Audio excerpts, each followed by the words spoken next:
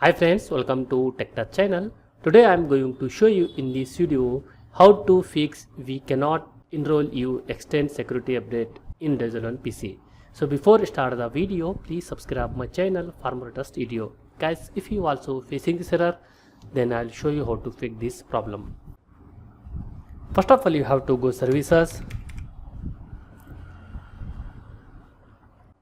then search here Microsoft account sign in assistant. Right click on this, click on properties. Under properties you can see here startup tab. If we are select other option, you can select automatic, then click on apply, click on OK. After doing this, close this window, then go to the Windows setting, select here account, click on your info, then click on sign in with Microsoft account.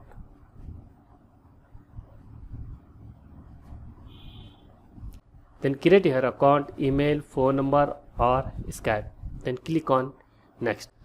After doing this, update your Windows, then restart your PC or laptop, fix your problem. That's it guys. So in this way you fix this problem. Thanks for watching friends. Hope like this video. If you like this video, please like, share and don't forget to subscribe my channel.